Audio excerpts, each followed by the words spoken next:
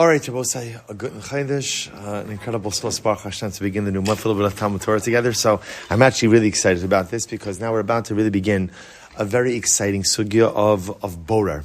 A Borer. So again, so those of you who are in Smichas Chaver, we covered some of Borer. Actually, I was in consultation with my esteemed colleague Ari Lichterman. So I'm gonna actually try to sidestep some of the things that we did. Not sidestep. Some of the things we did in Smichas Chaver, which I guess maybe a little bit more on the technical side. Gonna really veer a little bit more to the halacha l'maisa side in all of this. But tonight we're gonna try to get a little bit of a panoramic view of the Malacha Borer. We're gonna end up probably spending a couple of weeks on this. Let's begin again. Everything begins with the Mishnah. Source number 1. Avos Melachos Arbaim Chasra Achos. I will say so again. I always enjoy doing this Mishnah because as we continue on Hilchos Shabbos, we get to see how much we've accomplished. So Zoreah done, Choresh done, Kotzer done, Ma'amer done, Dash done, Zorah done. Baruch Hashem. Very good. And now you're like, what is he talking about? We did those, right? No. So now again, we'll say Borer. So we'll say. Remember again. When it comes to Borer, so already the Shaila we already began to discuss by Dash is the Shaila of the Gemara, where number 1 the Gemara says, Hazora haBorer v'hatochin v'merakid, Hainu Zora, Hainu Borer, Hainu Merakid. So we'll say, remember again, the general kasha that we had when it comes to these particular malachas is they're all the same. Right? In other words, that they all just seem to be removing one thing from another. So again, as we've gone through in these malachas, we have begun to see that really there are nuanced differences in them. So for example, again, on both sides, Dash itself really was much more, not a malacha of separation, but much more a malacha of detaching. So now again, we saw Dash, we saw Mefarik, and now again we come to Borer. So let's analyze a little bit. So remember again, on both sides, where was Borer? So we know this already. Where was Borer done in the Mishkan? So Borer was done in the Mishkan either again in the production of the herbs and the dyes for the Mishkan, or in the production of the Lechem Hapanim, the showbread, actually going ahead and separating out the wheat from the chaff. So remember again, I will say now you can also begin to really see how, again, the different processes of separation. So you have Dash, which is threshing, Zorah, which is, I think we translate it as winnowing, right, throwing up to the wind, so allowing the wind, and then Borer, I will say. So again, here's what's interesting. Even after threshing, and even after winnowing, you still have some level of impurities that are mixed in. So Borer is the final step to remove any last vestige of impurities in order to be able to wind up with what we call ochal. In this case, again, in the case of the Mishnah, either the herbs or ultimately, again, the kernels of grain. So I will say, so what I want to begin with tonight is actually the introduction of the Mishnah Berurah to this halacha, because this is an incredibly important introduction. So it's on page 4 on your sheet. Page 4. So here I will say the Mishnah Berurah says, and I underlined it for you, he says as follows. He says, Va'aktim lezeh hasemi, you see in the Mishnah Berurah, the underlined lines. So it's actually interesting. He says over here, we can actually start from the beginning of that paragraph. He says, last paragraph on page in the Mishnah Berurah page. Actually, just start from the underlying lines. Let me give you a little bit of a brief introduction to this malacha. And I will say this introduction is going to be incredibly helpful. It's not really that brief, but it's incredibly helpful. He says as follows: V'hu ein chal iser bora min haTorah ki im be'echad mishlosha ofanim. Sha'az derech bereira he came b'chol. So we'll say, so remember again, how does malacha work? Malacha works is, if you do something, a manner of labor, in the way it was done in the Mishkan, then one is chayiv for doing so on Shabbos. So I just want to point out what's going to happen over here. So the Mishnah Berurah is going to outline to us how Borer was done. Right? So now again, this is how so in other words, this is how Borer was done, and therefore again on Shabbos, obviously I'm going to have to avoid this. So look, watch this. He says to us, Aleph, in Borer psolas min ha'ochal, afilu Borer biyado v'daito le'achom miyad gam kein chayiv, shezeh derech berira b'chol, liver ha'psolas min ha'ochal. So we'll say, so number 1, how is Borer done? Borer is done by removing the impurities and leaving behind the ochal. So again, just so we get our terms correct, so psoles is going to refer to the stuff you don't want, ochal is going to refer to the stuff you do want. The process of Borer, so we'll say, so again, just so you don't get confused. The Mishnah Berurah is describing to us how Borer was done. So how was Borer done in the Mishkan? How is Borer done in general? You remove the impurities. Remove the impurities. So just think about this for just a moment. Imagine for a moment you have the grain, you have the kernels mixed in with the chaff, and you have a sifter or a sieve. So what happens? What happens when you sift and you sieve? The impurities remain on top, right? And the psolas, and the ochel goes through. So the act of borer itself is the act of actively removing the impurities. So we'll say, so again, therefore we're going to see that when it comes to Shabbos, Hilchos Shabbos, you can't separate out in any way of the actively separating out the impurities. Okay, so that's Aleph. Next, Beis, imhu borer b'kli shederach lifar ba kigon benafa b'kavra, chayiv afilu borer ha'ochal min ha'psol sadai tolechom yad, shekein derech ha'borer b'kli. We'll say furthermore, borer, and you can turn out to page 5, borer is normally done with a utensil. Right? That's how borer is done. Borer is done by the kli. So therefore, again, I'll say, under no circumstances on Shabbos are you going to be able to use a kli for any type of separation. Okay? Fine. Skip down a little bit. Fine. Gimel. Afilu imhu borer ochal min ha'psoles ubiyado. And we'll say, so the last piece,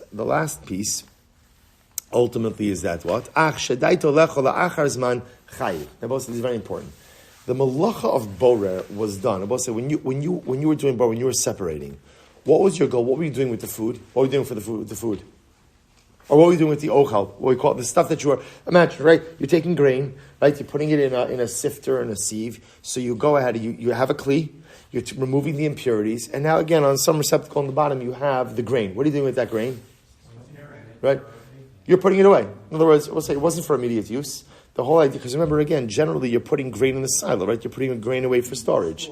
Storing it. So therefore, again, the act of borer usually was not a malacha done for immediate use. In other words, I wasn't using the quote-unquote ochel.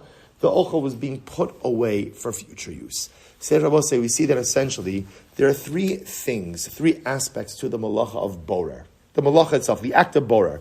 Number one, it's the act of removing of the impurities, the psolas. Number two, it's done with the utensil. And number three, it's not done for immediate use. Ultimately, again, whatever the ochel is put aside for later on. So we'll say, the reason why this is important is ultimately, again, because remember, we now flip this around. So therefore, in order for an act not to be borer on Shabbos, right, it has to be the exact opposite of the malacha of borer. So therefore, if the definition of the malacha is removing psoles and leaving behind ochel, and utilizing a utensil and putting it away for later on, so therefore the only way to do an act of separation on Shabbos is if it is the polar opposite of the malacha. Namely, so how do you do borer on Shabbos? We'll say, number one, you're removing ochel, right? I'm removing the good and leaving behind the bad. Number two, biyad, I'm doing it with my hand, not with a utensil. And number three, miyad, it's for immediate use. So therefore, again, halacha l'maisa. So I will say, so just to understand that construct, so we're going to go. We're going to get to the definition. What is the definition of hand? We're going to get to that in just a little bit. So I will say, so that's just our framework, right? So the malacha itself, one more time, malacha itself is the malacha. The way you would do borer on a Tuesday. On a Tuesday is remove the psolas, use the utensil, put it away for later use. Therefore, again, if you do that on Shabbos, you are in violation of biblical malacha. So how can you do an act of separation on Shabbos if it's the polar opposite of borer? Number one, ochel mitoch psoles, you're removing food. Number two, you're not using a utensil, you're using your quote-unquote hand, what the evidence we'll see in just a moment. And number three, it's not for later use, it's for immediate use, what we call miyad. Good. All three components must be opposite, or just one of the three components? So b'pashtos, it needs to be all three components are the opposite. Because in other words, missing of one will still put you at a dirabanan, right? Opposite of all three makes the act mutter. Makes the act, so right. It's not the pshat that you could have, as long as you're not doing one of the three, you have to have the opposite of all three in order for the act of separating to be mutter on Shabbos. Okay, so we'll say, so now that's our intellectual construct. Now, of course, the complicated part is going to be kind of plugging this into some lamaisa cases, and we're going to see some fascinating machlokas over here. So I'll say, so take a quick look. The first thing the Shulchan Aruch discusses, and again, this is on page 4 in your packet. He says over here, the Shulchan Aruch writes, Shulchan Aruch is on top. I underline the aleph there on page 4. Habor ochel mitoch psoles Oshahayu lefanav shnei mini acholim. So we have a lot to define over here. Uborer min mimin acher. Benafa ubekavra chayiv. Bekanan ubetamchui patra aval aser. So we'll say, we're not going to spend time getting into the different utensils, but just suffice it to say, nafa and kavra are type of sifters. Using a sifter on Shabbos is a malacha d'oraisa, a biblical prohibition. Using a funnel type device will only be a malacha d'Rabbanan. Like I said, we're not going to get into this right now, but what I want to draw your attention to is on page 5, the underlined line on top, Vimbirer biyado kadei lecha la'alter mutter. But if you go ahead and you use your hand to effect an act of borer, of separation, then that is going to be mutter. Okay. So we'll say, so like Steve asked before, so what's the definition of using my hand, right? What, like in other words, how far, does it literally mean my hand? Does it refer to a fork, a knife, a spoon? So we'll say, so here we're going to see a very interesting machlokes. Take a look at number 9. So, number 6, sorry. Ramosha Feinstein. So Ramosha writes as follows, listen to this. He says, Imkain, source number 6. Vimkain, af betamchui, shepiresh Rashi bebeya daf yirbeis shukara gidola, nami hu ba'ofen. So we'll say, so here's what's interesting. So Ramosha talks about over here a tamchui. Now remember again, in the Shulchan Aruch's wording, a tamchui is a utensil that is only, quote unquote, in Isser D'Rabbanan. Now we'll say, what's the tamchui? Tamchui essentially is a big plate. It's a big plate, right? So what do? You dump everything on the plate, and because it's so big, you have the ability just to kind of shift things around. So because of the chaff and the wheat, the impurities are not the same weight, so automatically different things will gravitate to different areas. So as opposed to, let's say, a sifter, which is an actual device that separates out, the tamchui is just like a big plate. So listen to this. So Moshe says something very interesting. He says, Hu ba'ofen sha'al yid. So we'll say, you would think to yourself, at first glance, so why is a tamchui aser? It's just a big plate. So why is that? And it's very important. He says, Sha'idea ka'ara, we'll say source number 6, third line, the underlined line. Sha'idea ka'ara, misparer biyoser kalos, ha'idei ha'espashtos ba'kara.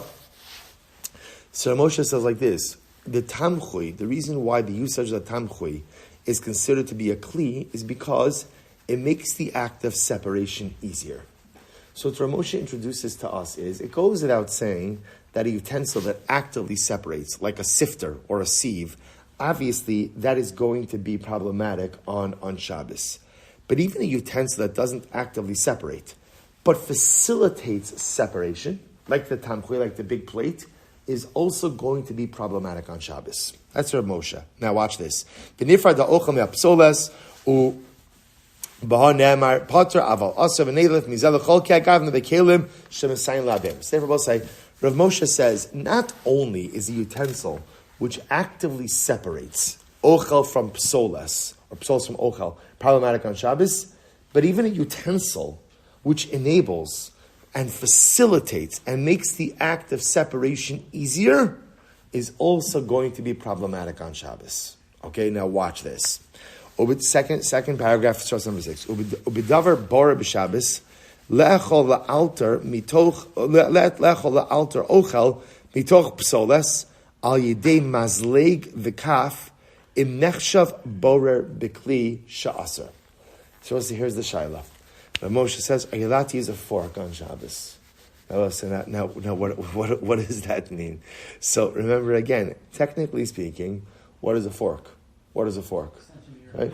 So we'll say, so this is not such a pasha question, because the definition of a fork depends how you're using it or what you're using it for. I will say now, on one hand, a fork could definitely be something that enables separating items. In other words, I go ahead and if I want to separate something, I could put my fork into something, pull it out of the mixture, and thereby separate it. So Moshe says, so what do you do with the fork? So what is this? And he is a fork, a spoon. What do you do with these utensils on Shabbos? So also listen to this.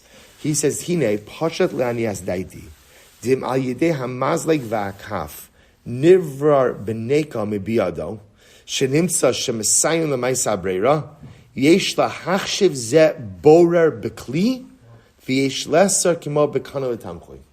The Moshe says, if your kavana, when you are using the fork or the spoon, is to use them as a way of making the act of separation easier, then Moshe says that's Asr on Shabbos. That's aser. If that, in other words, so emotionally, it's dependent on what your kavana is. Is your kavana that, you know what, instead of going ahead and using my hand to separate out things, I'm just going to take a fork, use that to facilitate separation, and take out an item like that. Then that is borer b'kli. Now remember again, as Ramat said before, in order for an act of borer to be mutter on Shabbos, which is an oxymoron, because an act of borer is never mutter on Shabbos, what it means is in order for an act of separation not to be halachically categorized as borer, it has to conform to all three criteria. Number one, ochel mitoch psolas, food, right? The stuff that you want from the stuff that you don't want. I'm sorry? Psolas is borer. In order for it not to be borer on Shabbos, right? In order for it to be mutter on Shabbos, ochel mitoch psolas, right? Biyad, no kli, and miyad, for immediate use. So the Moshe says like this, even if you're going ahead and taking ochel mitoch psolas, but your kavana with the fork is, you know what, this makes it easier for me to separate, then that is considered to be borer b'kli, and it's going to be aser. It's going to be aser. He says, on the other hand, aval, imein osin la'aricha klum, yosem biyado ala machma she'ena rotze lalach leich yado, o machmas shu meruchak v'en yochal la'agia sham biyado, o machmas shu davar lach, v'en yochal likach biyado kidome. But Moshe says, however, if your kavanah with the fork is either A, the fork is just an extension of my hand, or I don't want to get my hands dirty, so I'm using a fork. So in other words, the fork is just acting as an extension of me, it's not a problem. It's not a problem. So both say, this is really an incredible idea, because what Moshe is saying is essentially every single utensil has to be analyzed. And again, if it's just being used because it creates ease of use, right, or cleanliness, then that's fine. But if my kavana, even with using a regular, food utensil, meal utensils, is to facilitate an act of separation, then halacha l'maisa is going to be problematic. And I will say, I think it's safe to say that most people use a fork as an extension of their hand, right? But again, and Ramosha itself seems to also acknowledge that that's a possibility. But should you have a scenario where it's clear that you're using the fork as a way of affecting an easier act of separation, Ramosha posits that the use of the fork would be aser. Now, that's Ramosha. Take a look at number 7. So in the Sefer Orchos Shabbos, the Mechaber says, and I both say, this, you're going to see, by the way, this machlokes is going to have, sweeping ramifications in a couple of very interesting cases. So look at number 7. He says, V'ulai, F Shalomar, D'chevan, Sheshoresh ha'isr shal breira b'kli, humishum sha'kli nosein lema'aseu chashivos malacha. So we'll say, so remember, so now the Orchos Shabbos writes like this. He says, in general, right, ultimately, why can't you do borer b'kli, right? Why can't you use utensil? Ultimately, again, because the utensil almost endows the act of separating with a heightened level of chashivos, right? A heightened level of importance. Now watch this. Lochein, lo rak kli ha'meseyeya be'etzem ha'breira chashav kli labreira, ela kol kli sheregilim le'ishtamish bo bizman melachas ha'breira nosein lamaisa chashivos. The Orchos Shabbos says, in order for a kli to be called a borer kli, it has to be something specialized that's utilized dafka for this purpose. He goes on, he says, V'lachein, ein bo heter shel derech achila, v'lachein brer b'tam chay asam d'rabanan. So let's therefore say, for example, take a look at the examples Shulchan Aruch brings down. Right, you have the naf and the cover, the sifter and the sieve. You have again kanan and tamchui, the large plate and the funnel. So these are things that by definition are set aside for the act of separating. Now watch this. He says, however, he says, Shagam b'kli shemsei lebreira lo yehei isra b'reira b'kli ein zeh notzal l'maisa shelo. Sorry. So I'm sorry. Ulefizeh hayamakom ladun dehuad din ipcha. Shagam b'kli shemsei lebreira lo yehei isra b'reira b'kli im ein la nosin l'maisa shelo tar v'chashivus malacha. I will say, but a utensil that is not uniquely identified as a separating utensil, but rather, again, is clearly identified as a utensil that is part of eating, never has the status of kli when it comes to borer. So you see what's happening over here? So what the Orchos Shabbos is saying is like this. the definition of a kli for borer purposes is not simply something that could help affect selection, but rather, again, it's a kli that is dafka miyuchad, a kli that is set aside, right? A kli that is identifiable as a kli used to create separation, to affect borer. But if you have a kli, a utensil, that is clearly associated just with the act of eating, that even if technically used in a separating capacity, that does not make it borer b'kli. So I will say, nothing. It's not borer b'kli. It's nothing. So we'll say, so again, let's just use the fork as the example. Rav Moshe says, this is very interesting. Rav Moshe says, the definition of a kli for borer purposes has nothing to do with the identity of the kli itself. Rather, what is it all about? What is it all about? How you use it. Your intentions and how you use it. So therefore, again, even something which is clearly what we'll call klei achila, utensils used for consumption, a fork, if your kavana is to use that fork to facilitate an act of separation, that is borer b'kli. Archos Shabbos says absolutely not. The definition of a kli for borer purposes is a kli that is designated. In other words, his lashon over here is something very interesting. His lashon over here is that when you use a specified utensil for separation purposes, for separating, that endows the maisa with the identity of an act of borer. As opposed to when using flatware, right? When using something that's for consumption, that's not borer, that's called derech achila. That's called the manner of consumption, and therefore, again, that's not borer. So we'll say, there's more to say in this paragraph, we're going to pause it here for just a moment. So we'll say, you saw this in machlokes. Fundamental, probably one of the biggest machloksim when it comes to borer, and the repercussions and ramifications of this are incredibly far-reaching. So pause here for just a moment, and we're going to loop back down just a moment. Yes? I just read it ahead a little bit. It doesn't seem like he is arguing with Rav Moshe. He's bringing a source, the Chazon Ish. It goes to Chazon Ish, right. We'll come back to the Chazon Ish in just a little bit. But he... It's not his own. Right, correct. Again, we're not worrying about right now about who has right to argue on Rav Moshe or not like that. Like, I'm not worried about the klalei psak right now. Right, I just want to show you that this fundamental machlokes does exist on how you define borer b'kli. Rav Avadje, number 8. To me, isn't Rav Moshe the finish here? Meaning, like, what tremendous. What saying is that you define the act that is being done. Is it an act of separating or is it an act of eating? Or when you eat with a fork, that's an act of eating, not an act of... It's not that, no, because I'll tell you why. Because you could have things that look like an act of eating but are still borer. Like, I'll give you a perfect example. Going ahead and eating a piece of meat, and purposely cutting away the fat. So that will be borer. That'll be borer, right? But yet, if somebody were to look at you and ask, what is it that you're trying to doing? What would the answer? What you're saying over here is that every time you eat with a fork, you're automatically separating the piece that you take and no. your mouth. That makes every No. That's not what he's saying. No, what he's saying is like that. Again, if your kavanah is to eat, your kavanah is to eat. But if your kavanah is to utilize the fork as a mechanism of affecting selection, then that's problematic. So I would mention, according to Rav Moshe, 9 out of 10 times, the fork's not going to be a kli for borer. But in that time where you're intentionally looking to separate one item from another, then einachinami, that could be a problem. So it's not a din in the act, it's a din really in your kavanah and how you're utilizing the kli. So Rav Moshe says, really, it's all about your kavanah, and your kavanah makes the kli into a kli of borer or not. The Archos Shabbos says, no, we look at the kli. And if something, is clearly just part of regular consumption, you can't call that borer b'kli. Take a look at number 8, Rav Avadje.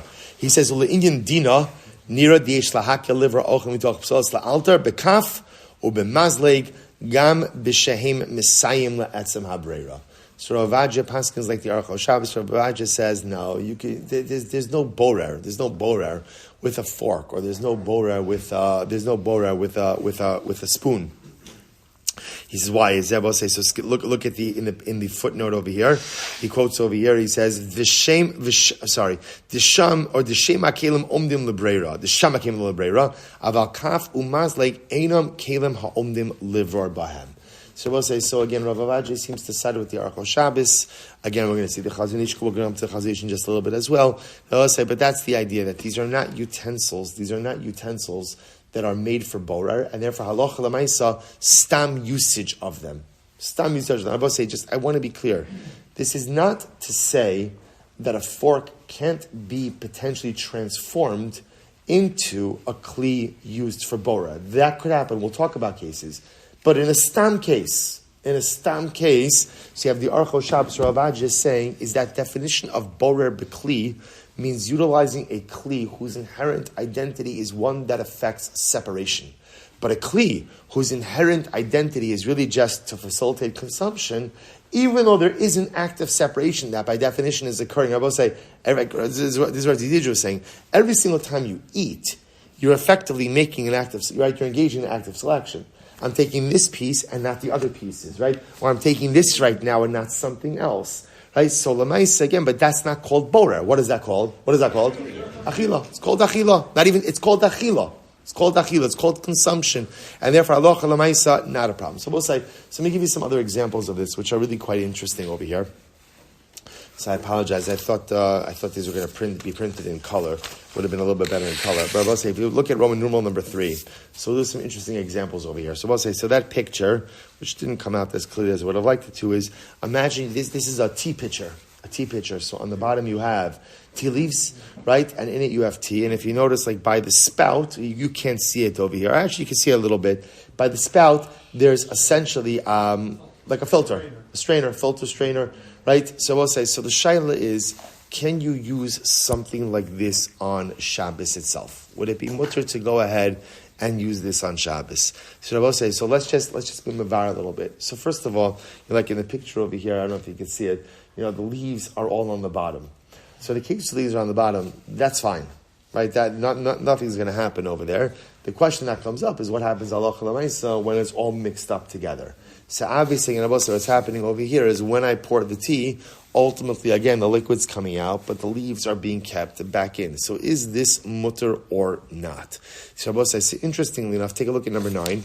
Actually, before number 9, go back up to number 7 for just a moment. So I will say, if you look at number 7, right after the first two sets of underlined lines, between the two, right? Yeah, okay. Ve'efshar shezoi kavanas hachazonish b'simen nun gimel shedan lahatir lehishtamesh b'tiyun sheyesh bo misnenes hama'akeves es ha'olim milates. The Chazonish will say, "You ready for this? This blew my mind." The Chazonish said, "You're allowed to use it. Yeah. You're allowed to use that tea pitcher. It has the filter strainer, right thing, right mamish on the spot. You're allowed to use it. Why? Vizelashono. Kevan she'en kan shimush bekavra mamish, af sheyesh bifnim ke'en reshes la'akev ha'olim, miko mokom yishomer de lo havi rak kedin breira biyad ad kan l'shono. So the Chazanish said, this is not called a utensil for borer. This is not called a borer utensil. It's not what it's called.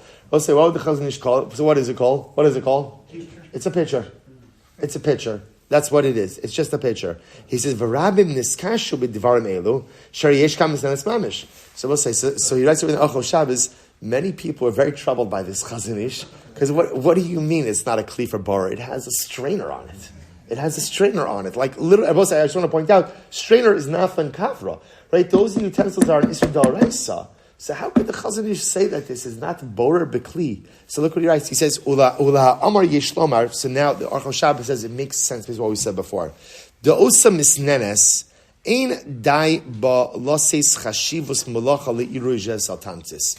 So what the Chazanish is saying is like this, that when we look at the concept of borer b'kli doesn't simply mean affecting an act of separation with a utensil. Rather, what does it mean?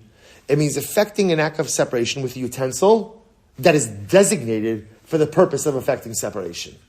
But the Chazanish would say, in this case, even though the pitcher has the strainer, the primary function of this kli is as a pitcher, not as a strainer. Not as a strainer.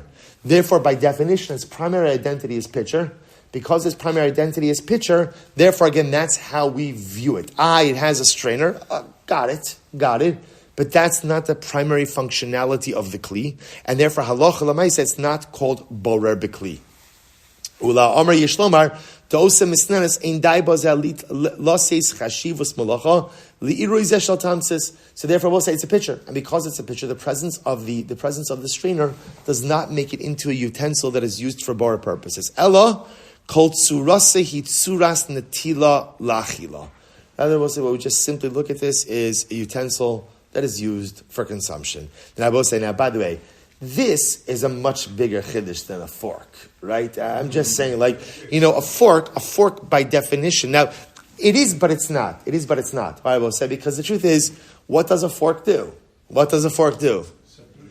It's separate. In other words, I will say, if you think about it, in other words, you could just take your plate and just empty it into your mouth, right? So obviously, again, the use of a fork means I'm taking some stuff now and leaving other stuff behind.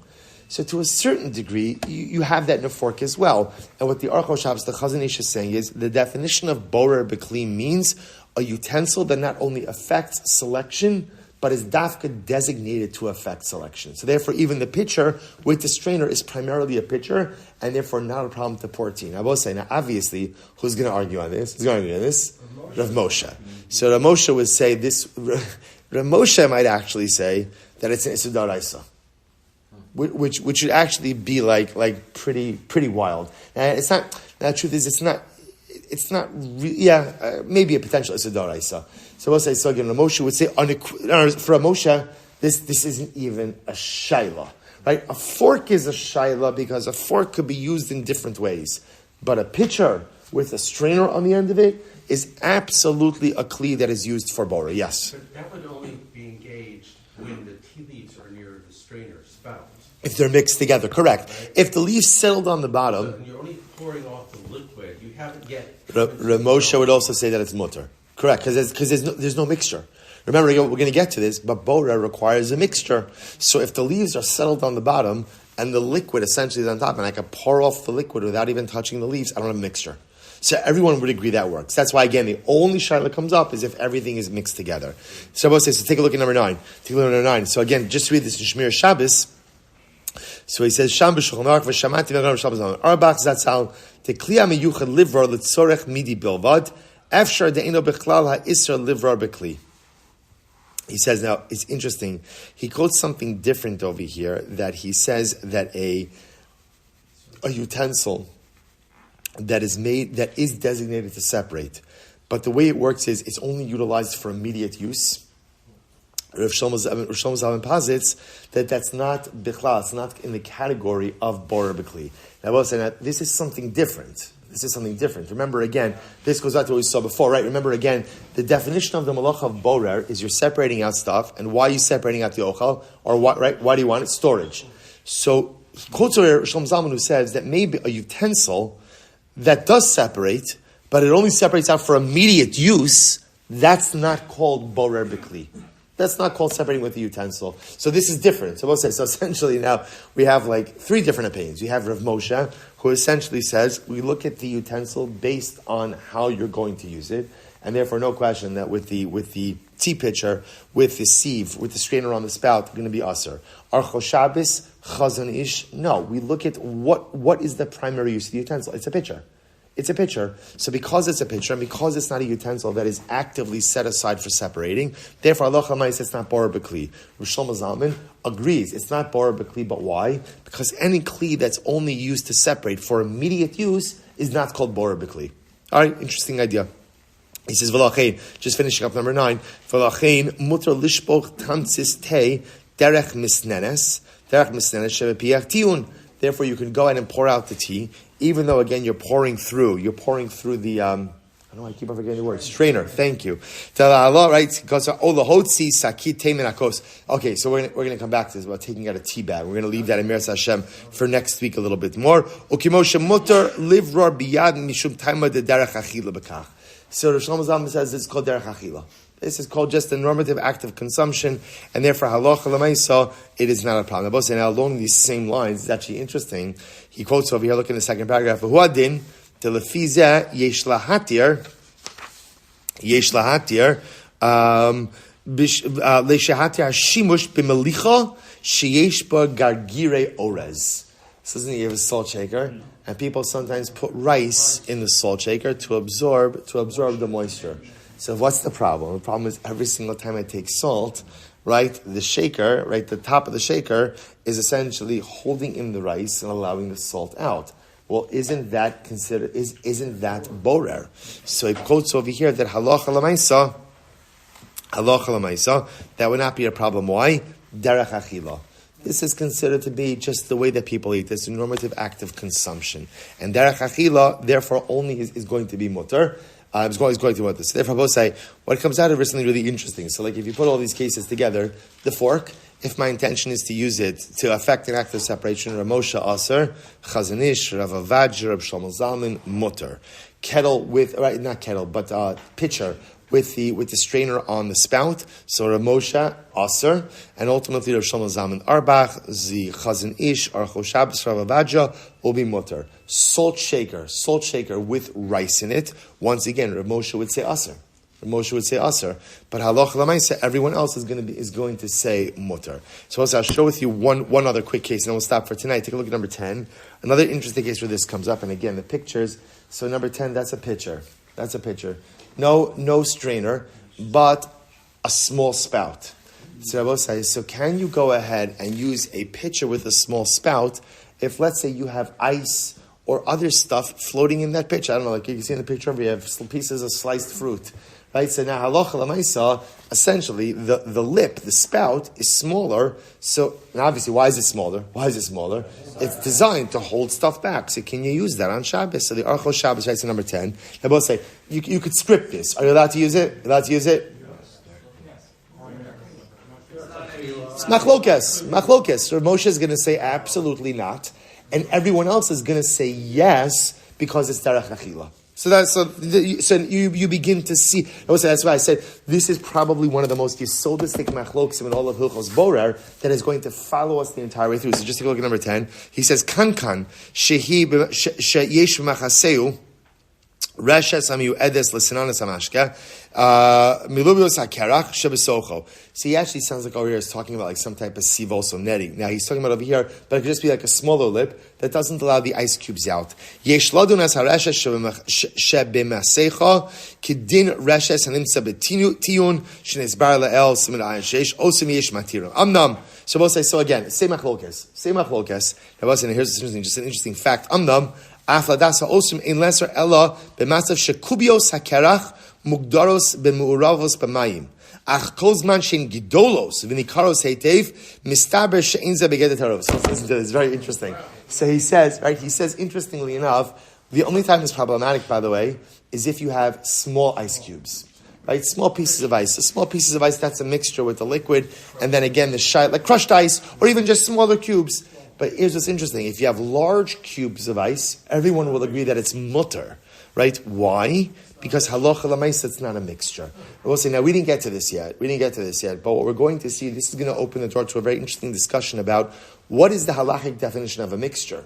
And if you have items that are clearly discernible, but mixed within another, is that a mixture or not? So it's interesting. The Archo Shabbos says large ice cubes, large identifiable ice cubes in a liquid is not called a mixture since they are large and identifiable. All right, so we'll stop over here for tonight.